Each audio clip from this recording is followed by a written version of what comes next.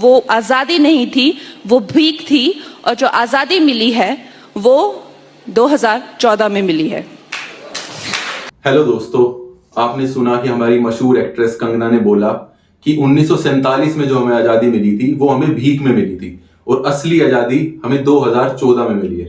तो दोस्तों, ये कुछ नहीं, एक प्रोपेगेंडा का पार्ट है क्या कि जिसमें ना झूठी बातें, उल जुलूल बातें ऐसी एक पर्टिकुलर सोच को बढ़ावा देने के लिए फैलाई जाती है। अब जैसे आपको पता है, यूपी में गोडसे का एक मंदिर बन चुका है। ट्विटर पर 2 अक्टूबर को गोडसे जिंदाबाद ट्रेंड कर रहा होता है। तो जिस महात्मा गांधी ने हमारे देश की आजादी में सबसे बड़ा बलिदान दिया, उसी हत्यारे की आज के टाइम में हम देश में पूजा कर रहे हैं। और अब कंगना पूरे फ्रीडम स्ट्रगल को और भगत सिंह, सुखदेव, राजगुरु, सुभाष चंद्र बोस, मौलाना आजाद, इन सब के बलिदान को भी नकारना चाहती है। इसके बाद उन्होंने पता है इंस्टाग्राम पर क्या पोस्ट किया कि अगर आप एक गाल पर थप्पड़ खाने के बाद दूसरा गाल आगे करोगे तो इसमें आपको भीख में ही मिलेगी आजादी। वो चाहती थी कि हमें आजादी छीननी चाहिए थी, पर उनको ये समझना चाहिए कि आजादी एक दिन में जीत सकने वाली कोई चीज नहीं है। ये एक लंबी प्रोसेस है और इस प्रोसेस को पूरा करने के लिए सत्याग्रह और अहिंसा एक इंपॉर्टेंट स्टेप है। क्यों? क्योंकि अगर आप गवर्नमेंट के अगेंस्ट वायलेंस यूज करते हो तो उनको भी आपके ऊपर वायलेंस यूज करने का एक रीजन मिल जाता है एंड वो चुटकी में आपके सारे मूवमेंट को दबा देंगे।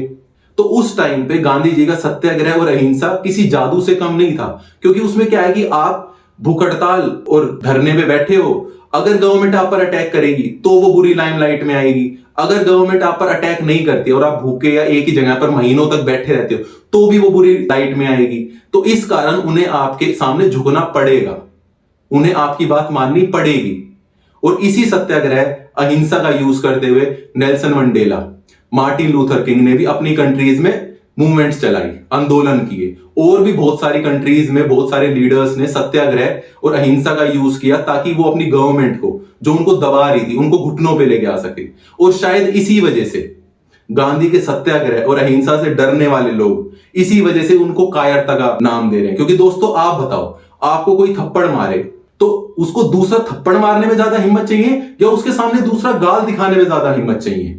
और वैसे भी दोस्तों, गांधी जी को समझना कोई आसान काम नहीं है और शायद यही वजह है जिस गांधी के नाम से भारत को पूरी दुनिया जानती है और वही भारतवासी गांधी जी को भूल गए हैं। पर दोस्तों, सत्याग्रह की जीत का एग्जाम्पल आपके सामने है कि मोदी जी ने तीनों कृषि कानून वापस ले लिए, पर लगभग 1 साल तक किसान धरने पर बैठे रहे, तब जाकर हमारी गवर्नमेंट ने बात सुनी। और उस समय तो ब्रिटिश गवर्नमेंट थी। आप सोच सकते हैं अगर हम उनके अगेंस्ट वायलेंट अटैक करते तो वो हमारा क्या हाल करती।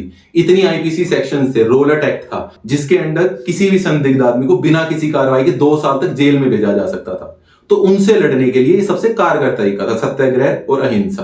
पर इस पर भी हमारी रिवॉल्वर रानी भटक गई। अब उन्होंने क्या बोला कि लठ और तानाशाही एक अंतिम सोल्यूशन है हर चीज का, कि जो आपकी बात ना माने उसको लठ मारो और गवर्नमेंट को तानाशाह बन जाना चाहिए। तो दोस्तों, आप बताओ, आपको क्या चाहिए? रिवॉल्वर रानी की तानाशाही गवर्नमेंट या गांधी जी की लोकतांत्रिक, सत्याग्रही और सच्चाई वाली गवर्नमेंट? आपके हाथ में है कि आप किसको चुनना चाहेंगे। तो दोस्तों, कमेंट सेक्शन में जरूर बताइएगा एंड वीडियो को शेयर और लाइक कीजिएगा एंड मेरे चैनल को सब्सक्राइब कीजिए। Thank you.